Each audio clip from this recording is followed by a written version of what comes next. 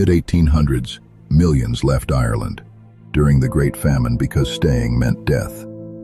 They crossed the Atlantic to cities like New York. Most survived starvation, but survival was not the same as healing. Many traveled on what became known as coffin ships. Many left memories behind. Some watched partners die beside them. Some their buried children at sea. Survival required silence. Grief had to wait until another time. Arrival in America was not safety. Illness, weakness, trauma, any of these could mean being turned back.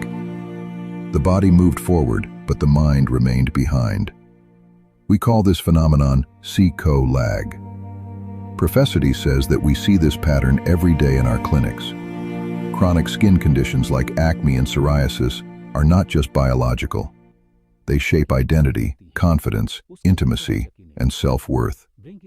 Patients carry these memories long after the skin improves. For decades, treatments like laser resurfacing or methotrexate taught patients endurance. Their faces improved. Patients learned to cope, but they still remembered. Biologics certainly improved results and changed their outcomes.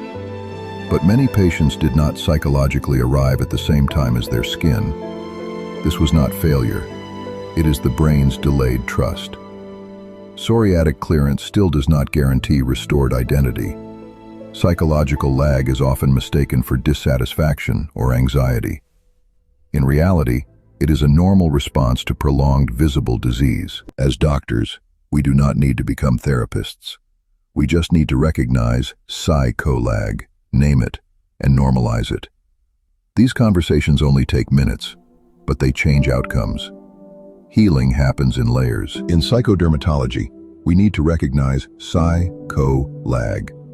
Dr. Patrick Treacy lectured on this topic to psychiatrists and dermatologists at IMCAS 2026 in Paris.